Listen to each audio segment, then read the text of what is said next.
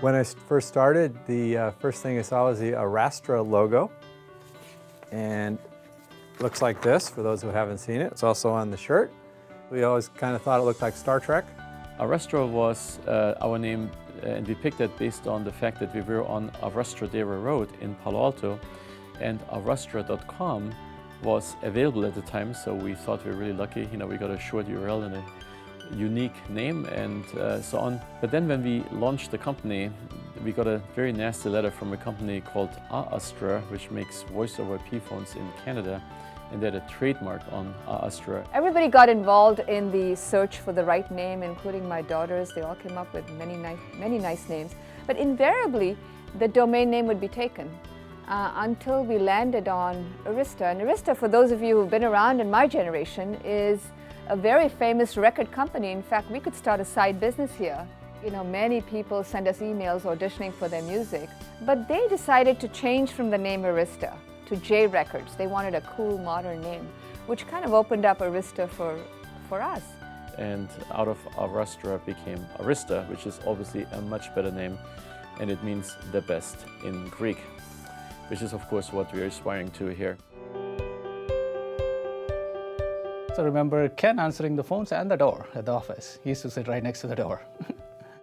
Oh my gosh, in the early days of Arista, I was responsible for the company. I was actually the acting president of the company. That meant getting the letter from the board and going down to the bank and getting the account opened and dealing with reception and shipping and payroll and counting and writing the checks and answering the mail and taking the sales calls. Well, I think, we didn't have really any support, right? So we certainly all became IKEA experts. So we were all assembling our IKEA, with mixed success, I think. Some people were better IKEA assemblers than others. And I remember we had a pile of IKEA parts in the back of the office. I would say the oddest thing I've had to do is drive a truck from Silicon Valley to Reno for a trade show. That was our first trade show in 2007. When we launched the company at SCO7, Supercomputing 2007. We tried to save money on the union labor at the show, so we decided to put up the booth ourselves until we realized we couldn't quite put it up ourselves.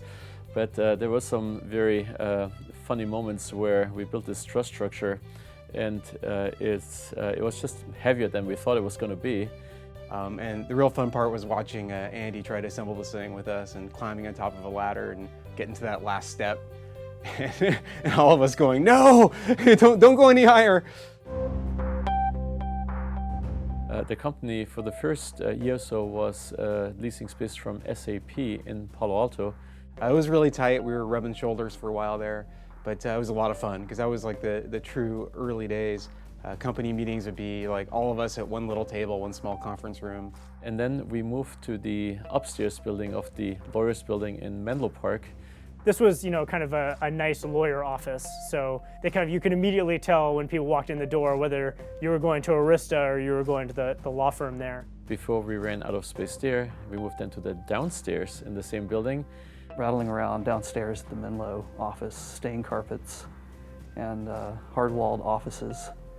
We would have lunch every day together out on the patio outside, the sunken patio, and everyone would sit at the same table. Finally, we found our home in this beautiful building right here. There is the kind of strange thing that I did, not this year, but last year, which was designing the building we're currently in. Oh, yeah. Right? Of all the things I planned to do in my software engineering career, like picking the color and pattern of the fabrics on our furniture was not one of them. Just to end this on a personal note, I wanted you to know how deeply satisfying it is for me. How satisfying it is to have this idea of how to build a better company and how to build a better network stack and get this chance, this opportunity to try these things out and then to see the kind of success we've had, the kind of market acceptance our products have had, the financial success, and then the personal success of people appreciating the kind of environment we've created and appreciating the opportunity to work here. It's been a fantastic journey, and thank you for being part of it. And what's my favorite part about Arista? Well, it's obviously the team here and all the great people we have that are working so well together to make all these great products and all these great services we're offering and making all of our customers so happy. Thanks to all of you.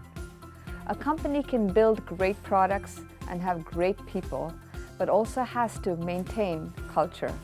That culture and maintaining that as you get bigger is paramount and important.